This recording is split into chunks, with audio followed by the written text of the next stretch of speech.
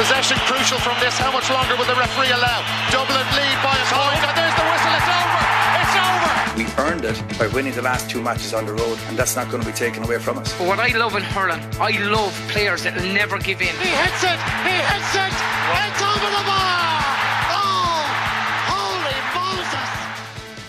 Hello everyone and welcome along to the RTE GAA podcast, looking ahead to the Football League finals with Enda, McGinley and Éamonn Fitzmaurice joining myself and Rory. No better place to start than Kerry, Mayo, Éamonn, and I'm sure it sets the fires lighting. And anybody who I ever chat to in either of those counties always enjoys playing each other. And when there's a piece of national silverware on the line, I'd imagine everybody in Kerry is excited. Oh yeah, absolutely, Jacqui. This time last week, I don't think we were thinking about league final. It was trying to win a tricky away game against Galway, but in fairness to the lads, they've shown great form over the last couple of weeks, and they're in a great position now and getting to play in a national final, getting to compete for silverware, getting to road test their game, and the way they're playing in Croke Park is a huge thing for ambitions later on in the year. And as well as that, unlike a lot of other teams, 18 of them I think that are out next weekend. Kerry aren't playing until the 19th of April, so it's perfect. It's brilliant, and it's always nice to be going to Croke Park for a big game.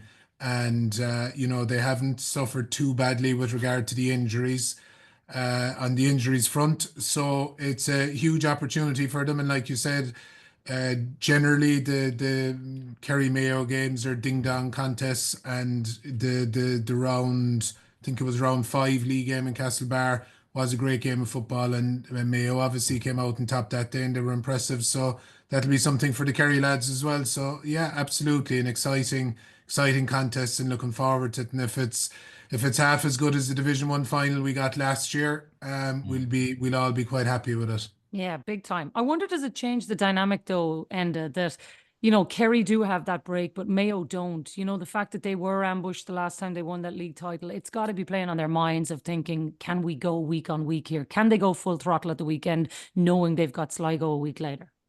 Yeah, it absolutely does. It has to play into the minds of the players. They'll still go out with the full intention of competing hard and winning it, but the fact that championship game is on the horizon, that will be the main focus for the players' management. Now it's against Sligo at home. On current form, you're expecting Mayo to take care of that, but at the same stage, it's still a Connacht Championship match. And Mayo, even the memory of that, the 2023 year, and then what happened after that sort of will be in the back of their minds as well. So they have an association with the league title and then a season implosion. And Kerry have the association with the league title and All-Ireland titles under Jack. So them factors play in, but the closeness of that game, and it, for me, right across the games that we see, I think it'll impact on the intensity that games are played at. But I'd fully agree with Éamonn. For both teams, it's a brilliant chance to see how their version of the rules are playing in Croke Park, because we all talk about Croke Park plays differently. It plays that bit faster. This is probably their first chance to play on that truly fast pitch.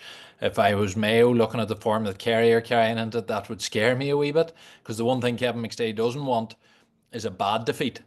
A defeat isn't great. He doesn't want that, but a bad defeat, which is very possible under the new rules, if you're slightly off it and the other team is on it, and in a place as unforgiving as Croke Park, it can be a long day at the office, and they really need to avoid that and avoid injuries.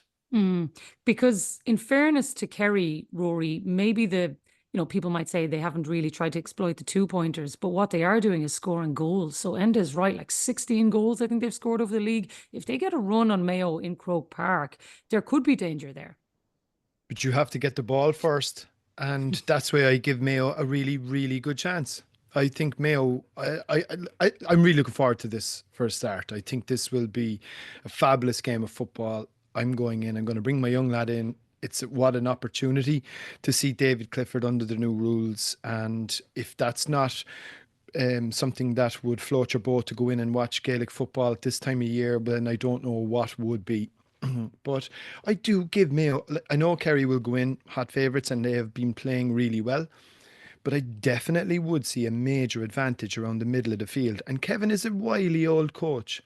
I do not see any handy kickouts. The kickouts will be long and will be lamped, and then it's a real tussle. And once that ball comes down, then it's a case of, have you got the defence to be able to cope on either side? Now, Mayo's forward division isn't as frightening as Kerry's, admittedly.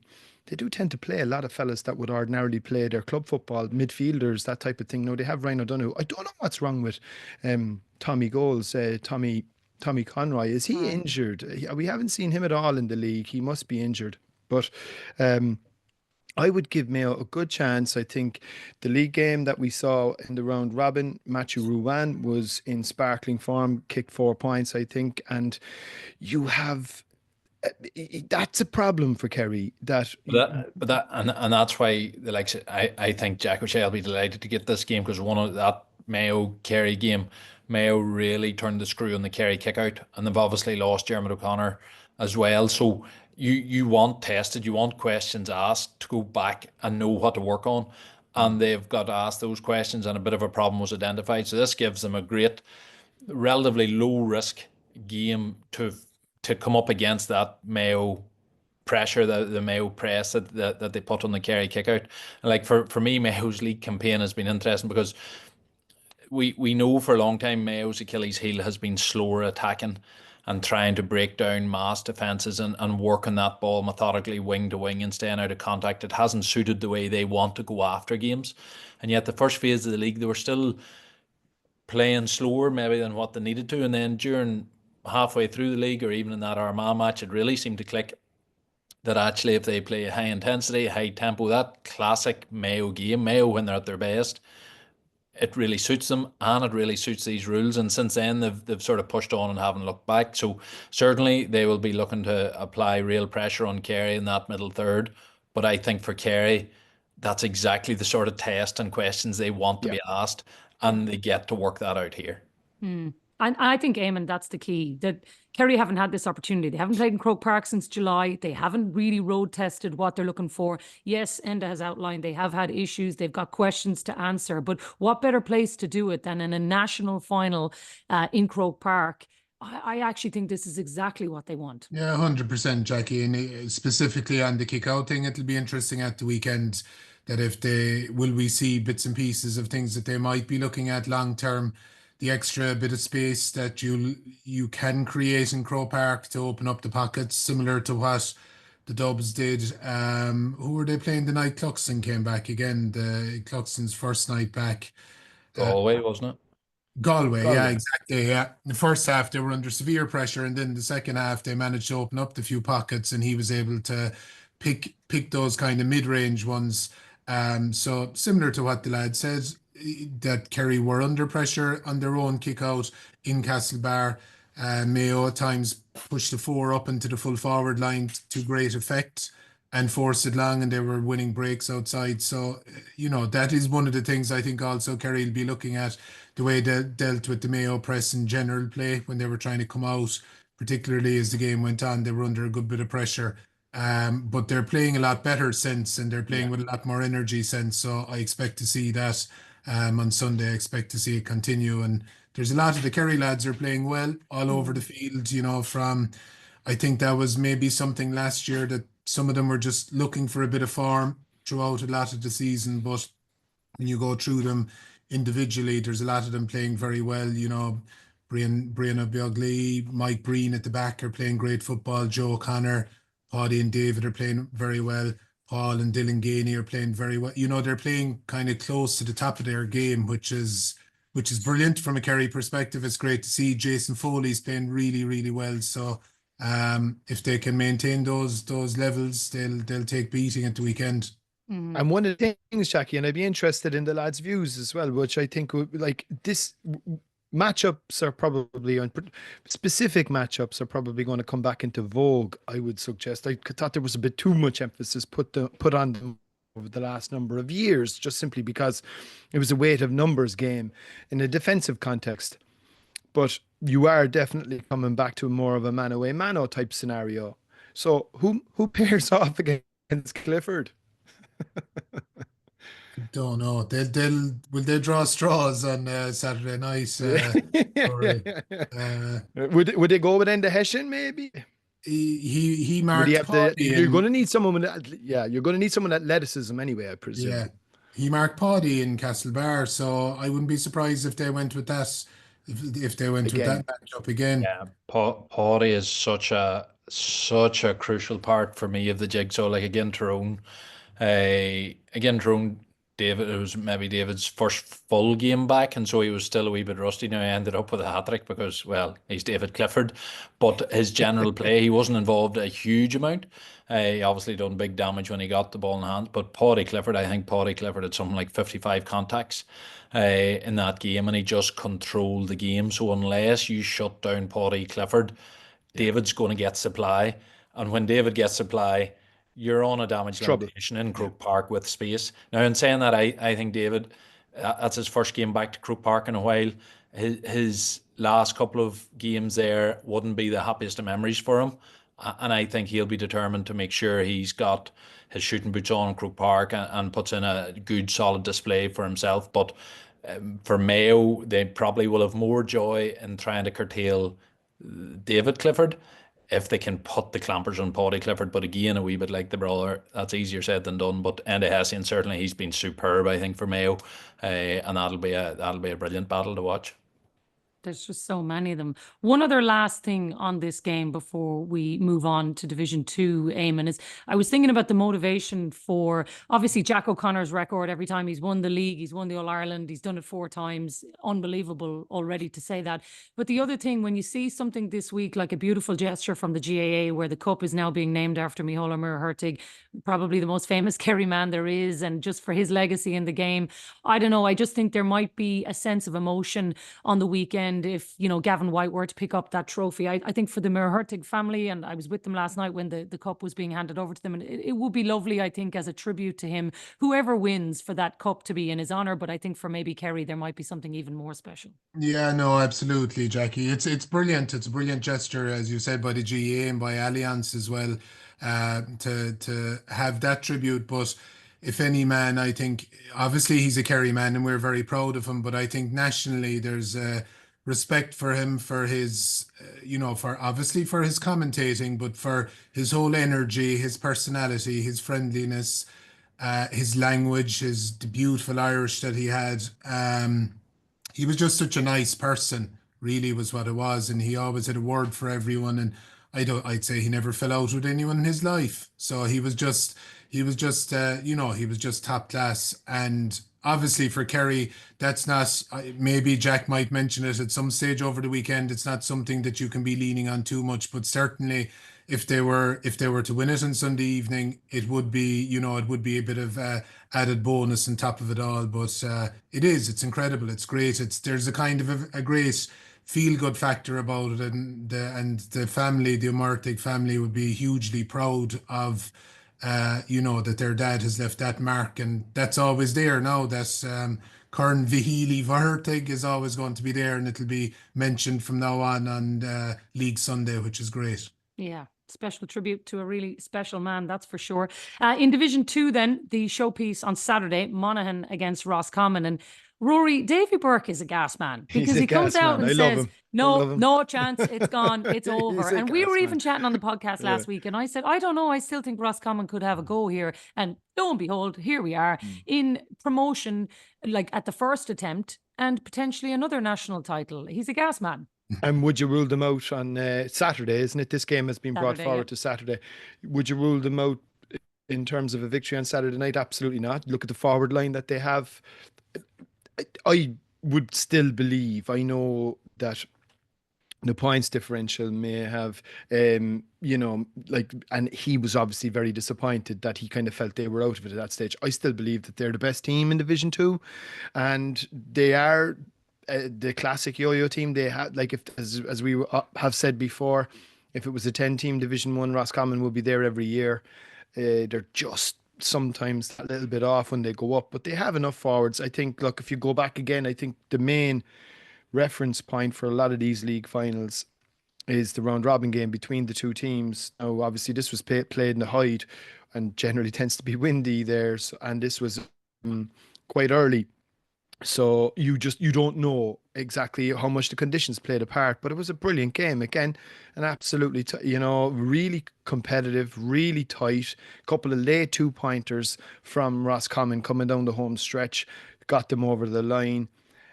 Since then, Monaghan, we've seen go on an incredible run. They are playing as good a football as we've ever seen Monaghan. And again, when you talk about doubting Thomases, I'm sure there were plenty out there, including myself, when they got relegated last year. That was the end of them, that they'd be mired in Division 2, much like a team much closer to home for perpetuity. But lo and behold, straight away, here they are going back up into Division 1, and rightly so, and playing an absolutely brilliant brand of football. And to be fair, there's Mayo fingerprints on this one as well, because apparently Andy Moran has taken over duties as the forwards coach. And that's what's unbelievably impressive, because one of the things that you thought a county like Monaghan might have struggled with is the new rules, that the old form of the rules kind of benefited teams that like to sit in, but they've adapted. And they've scored 193 they're unreal points. They're The next closest is 162, Rory. And I know it's Division 2, but that is outrageous scoring in any language. And they've found a couple of new leaders, they've found a couple of new marquee players, they've still got a couple of their older stalwarts that are back on in the team.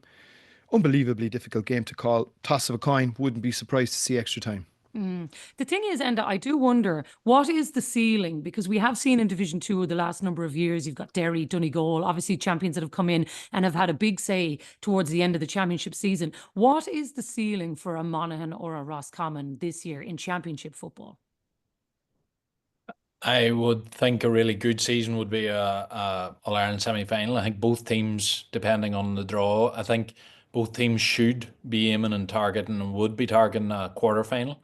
And then depending on the draw and depending on the form, they're both capable of creating upsets. And we've seen Monaghan, what was a couple of years ago, was it Kerry? They ran really, really close in the semi-final, was it? But they were really good. Dublin. They ran Dublin to a point. It was Dublin. It was Kerry, Derry that same weekend, was it? Yeah. So for me, you mentioned it there, Monaghan, remarkable. We always felt, and they got sort of labelled as this team clinging on with their fingernails for dear life in Division 1 for so many years and getting plaudits just for being there, and all brave Monaghan. They fell down, and I suppose in the back of a lot of people's minds, okay, well, that's that era broke. They'll fall away. Eventual run is they're going to have to go for a dip, not a bit of it up.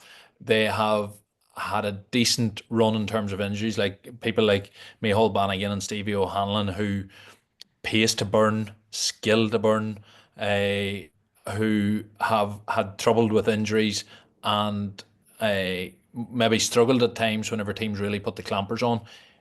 They can't. Then you've got the pace of Conor McCarthy coming through, and they, as Rory was saying, their attacking play has been superb. But just again, look, I hate giving Monaghan plaudits because it always feels half demeaning, but I think it's excellent.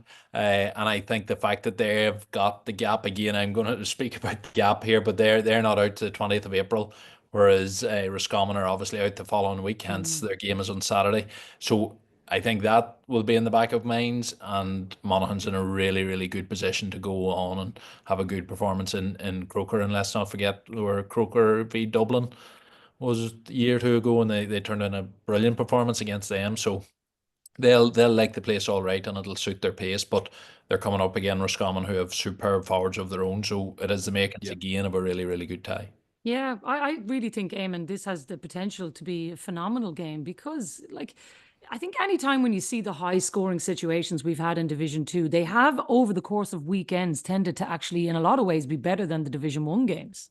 They have, yeah. Look, there's been incredible football played. That game that Rory was talking about in the Hyde, it was 25 points to 2-4. It was really high scoring game. Diarmuid Murta was outstanding for Roscommon that day. And Roscommon are the type of team that when they get on song and their forwards, they kick from everywhere, everything goes over. They're exciting. And similarly with Monaghan, exactly as Enda said, I've been very impressed with Monaghan. I really like their half-forward line I really like. O'Hanlon and Bannigan, I think they're brilliant players. They're brilliant at breaking the line and either opening up something for themselves or making the right decision when overlaps are created.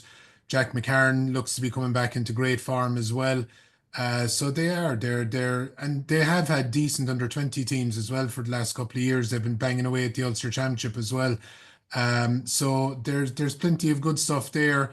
I mentioned it before. I've been very impressed with Gabriel Bannigan as well, and the way, just the calm demeanour that he brings to it, and it seems to be suiting the group that he has as well. Probably key for them this year has been keeping nearly all of them fit, which has been a big positive for them. So yeah, I'm expecting a huge game. I would fancy Monaghan. I just think the way they've been going and the fact that they lost that game in the Hyde, it might give them that bit of an extra angle. But it'll be super game Saturday evening, and looking forward to it. Just one last question on this one, Enda, right? If, let's say, Davy Burke and his comments, let's take them for what they're worth, and he's saying we were out of it, it was gone anyway.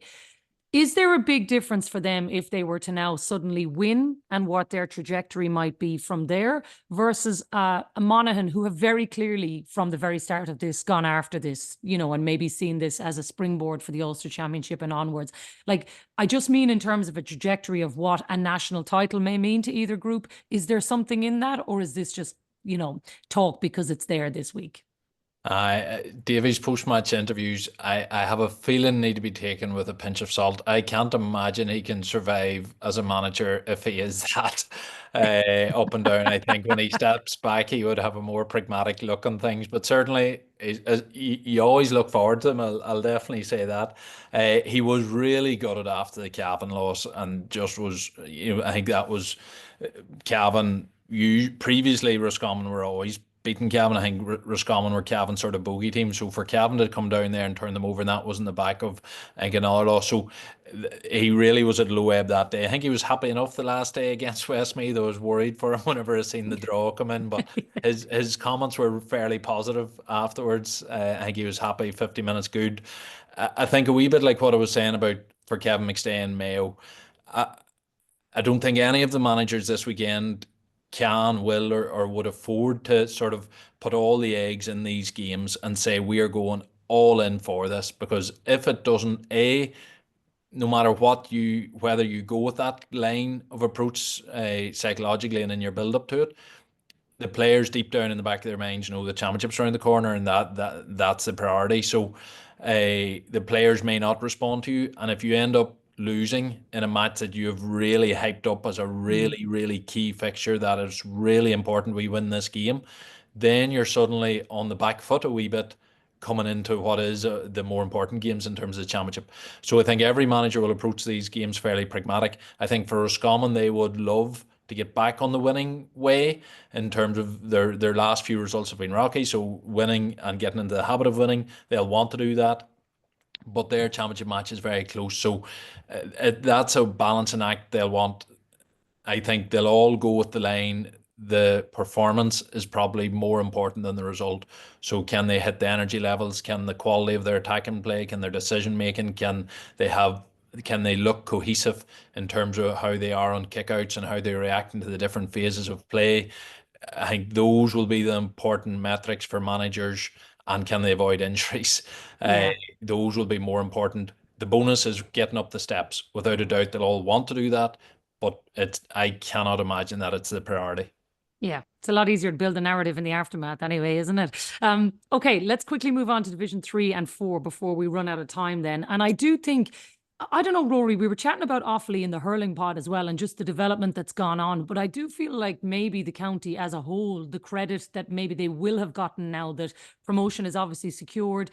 But there's nothing like a title to bring people together. We've seen what it has meant for Offaly, for their underage sections over the years, for what it has meant for the hurlers when they've had their big days in Croke Park. I think for the Offaly footballers to go and have another big national title, to maybe have their shot at this, is another significant step for a county who have probably made the most progress of any in the last 18 months. Yeah, these are heydays for them. And an all-Leinster Division 3 final, which I think is on the Sunday, and it should obviously bolster the crowd. They hope both teams, and we know Kildare have a good following, so that should add a bit of atmosphere to the place, and it's a really good curtain raiser, I think, for Kerry Mayo afterwards, and a really good day out if you're bringing a couple of young lads in to watch it. I think it's been a good journey. I mean, I heard mentioned there, or I read it somewhere during the week, that Mickey Hart, when he first took over the job as co-manager and came in, I think the diktat or the ambition that was laid at his doorstep from Michael Duignan was just to sort of stabilise and maintain themselves in Division 3. And he said, we'll be promoted. I think we will get up. And I wouldn't have picked that from the get-go. And given the quality that's in Division 3, particularly with Kildare in there, and then a bit of a bun fight amongst the rest. And it's some achievement, you know. It's absolutely outstanding stuff for them to have gotten this far, and they have classic Offaly footballers. There's a sort of a mercurial nature to the way they play. They can be very, very difficult to predict in terms of what they'll do, and they had a very, very good win again in the round robin stages. Admittedly in Tullamore, I think they won by a couple of 6 goals in the end. So that'll give them a bit of confidence going in. But I think this is nearly a bigger game for Kildare.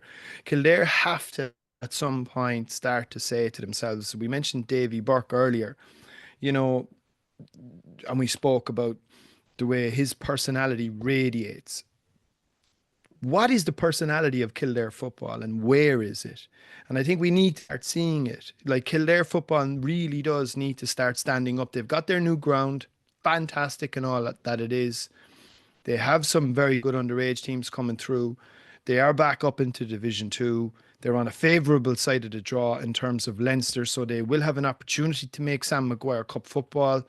If they can't use all of those things to motivate themselves to go in on Sunday and get a victory and really set themselves up for a good summer, then the question marks will all come out again. And does Kildare football really need that right now? I probably venture no, and that's why they may need the win that little bit more than Offaly do. The problem is, though, Éamonn, we don't know that from Kildare, because the evidence shows us that they have been so unpredictable that we actually don't know what we're going to get on Sunday.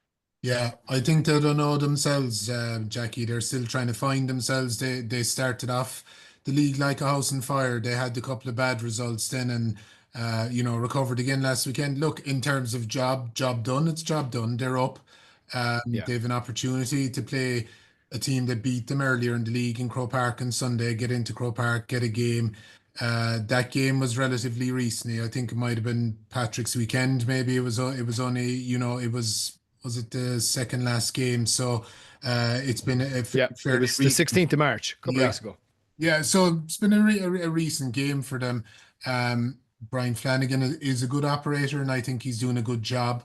It's probably just their confidence is probably brittle enough in that they've had a couple of tough seasons. They went from 1 to 2 to 3, and they're still probably finding themselves. There's been a bit of change within the squad. They've had a couple of injuries, like Dara Kirwan has missed a couple of games. He's vital to them. I'd see Kildare as being going in the right track, but like you said, we can't trust them yet. And as Rory mentioned, Offaly is a great story, and I do think Michael Duignan and everyone that's working with him, it obviously wasn't just about him, but he did a great job there in terms of what's gone on over the last 5 years and the positivity that's within the county now. It's great, both football and hurling wise, in a small county population and club wise. So it's a lot of credit, and obviously Mickey Hart coming in has given them that bit of that bit of magic dust as well. And next year, if he's still there, I presume he will be. There'll be 3 Mickey Hart derbies in Division 2. So that'll be interesting. Generally, if he could be the Carlow manager by then, Éamonn. So a lot of credit to Offaly, and it would be a great achievement for them to win at the weekend. But Kildare's need might be just a bit greater, and they have that bit of reaction in them after a couple of weeks ago as well. So we'll see. All right, and the last word to you on that game. How do you see that going, Kildare or Offaly for you? Yeah, I had to laugh at Rory's story about Mickey saying it'd be Division 2. You have to remember the timing of that meeting. That was at their first meeting Yeah. with Dignan, so he had not seen Offaly on the pitch. He had not played any challenge matches. He had not done. That's Mickey Hart being Mickey Hart. That's him saying, Full no, of belief. we'll Full of get belief, anyway. absolutely. Just doesn't really. It wouldn't matter. He would have known Offaly with under 21 success. He would have a brave handle on the teams down there, having come up through that level with Louth. But make no doubt about it, that's Mickey Hart being Mickey Hart, and it has certainly done them no harm. Put it that way. Him and Declan Kelly will be delighted. They're playing brilliant football, full of vigor, like a really, really young squad. And knowing Mickey in that mindset, he'll be absolutely determined that they go out to Croke Park and establish a win in Croke Park to have that as part of the team's development point. He doesn't like anywhere becoming a hoodoo or someplace that you can't go and that you shouldn't expect to win. He builds that belief within a group that no, we're absolutely made for this level, and why shouldn't we be winning? So they didn't beat Kildare, I think, since 06. I was reading before coming on this, so that was a landmark win for them to do that, and that sort of nailed on their promotion. They'll want to come out and finish the job. I can't wait for this game. Both teams are a fortnight out from their championship matches, so both teams can go at this with a real good lick, and I think. Building on what the guys have said, I think there is a pressure on Kildare more so than Offaly, and that can play both ways, obviously. But there's a pressure on Kildare, like a loss here for Kildare would be more damaging. While I'm saying Mickey would be absolutely gunning for getting to Croke Park, getting the win, getting up the steps, building on that momentum. I think a loss for Offaly, and they can still frame it as really positive, and they can still look towards trying to do something in the Leinster Championship. But for Kildare, it would just reinforce, as Éamonn described it, the fragile confidence that they've got. I think a loss here would just take away a lot of the good work and momentum that they built in the early phase of the league. But they responded well second half against Antrim. They responded well when they were in a tight enough corner, and I think that bodes well. They'll be looking at statement performance. I think it's set up for a really good game, and the fact that both teams have an equal break to championship means they should be both be going fully at it. Yeah, fingers crossed. And Jacqui, just one final point, and I know it has just been mentioned, and I'm only bringing it up because Marty Morrissey's been on to me giving out about Clare and the predicament that they find themselves in, not having made the league final by virtue of finishing on a similar number of points, but having beaten both the teams that are in the league final. And it is absolutely not an unreasonable thing to point out, potentially an anomaly. The only thing that you would have to maybe attach to that is the league is not a league in a real sense. You don't play home and away. Now, Clare played Offaly and Kildare both in Ennis and won both games. Offaly played Kildare in Tullamore and won that match. Home advantage is called home advantage for a reason. I know Clare can absolutely feel hard done by, but they lost Antrim in the opening round. And, while you can have a certain amount of sympathy, I think it can probably, in my view, only go so far. Yeah. But does that same logic not apply to the direct head-to-head rule? Poor Tyrone got relegated against Armagh. Now, in fairness, Armagh were streets ahead in that game, but that game was played in athletic ground. So the same home and away logic would apply to the direct head-to-head rule. Yeah, but do you know what would be great? Do you know what we have actually? Loads of time in the calendar to build in more weeks to play home and away. Wouldn't that be great? Yeah. I think there's a job for a fixtures. That's Kieran McGinley's suggestion, in fairness. I think there's a role for a fixtures review committee, maybe call it the FRC, get some good brains on it. I know a fella who loves a good committee, I think Enda and Rory, you'd be right for it there now. I'll pass the baton on. I'm sensing the life of Brian here. Yeah. And it's a bit like that scene with the People's Judy in front and the People's Front Judy. I could maybe see Éamonn applying for the Carlow job if that's been seriously loaded. Not as outlandish as we might think. Yeah. Okay, right. Come here. In a word, then, we need to finish off, right? We've got Limerick Wexford is the final game. I think for anybody who saw James Naughton getting the player of the game after their final game for Limerick, 4-12, I think is what he scored. Lots of people are going to get to see him on telly this weekend, which will be brilliant. So give us in a word then, Éamonn, who's going to be Limerick or Wexford for you in the Division 4 final? I was actually in Rathkeil for their round game, but that was an edgy enough encounter. Wexford won by 4, but Wexford are on 100% and going well. Limerick have responded well in the second half of the league, but Wexford barely, Jacqui, but have been impressed with Limerick's reaction since they lost the first 2 as well. Right. Enda? Yeah, Wexford for me, I think I was looking into them actually a week or 2 ago. Their record has been immensely impressive. I think the response from disappointing Talton last year has been really impressive, the way they've kept the squad together, management team, and they have got out of that with so little fuss that nobody has paid any heed to them. Now, obviously with James Naughton shooting the lights out the way he is, that grabs lots of attention, but Wexford have been the form team throughout the league in a tough place to get out of. So I think they're due a bit of credit, and I think they'll earn themselves that on Saturday. All right, lads, we're going to have to leave it there. We'll be here all day. There's so many committees that Éamonn has to go thinking about and sorting himself out now for the weekend. Thanks a million for being with us. Myself and Rory will be back after the weekend to look back on it all, where Rory, hopefully we'll have had another cracking weekend to finish off the league, which has been entertaining. Yeah. Has, and it has been a brilliant league. Look, I think it's what's fantastic is the rules aren't the main topic of discussion heading into this weekend, and they weren't in the final round either. Yeah. And I think people have I wouldn't necessarily say have become accustomed to them, because there is still a huge betting in process required.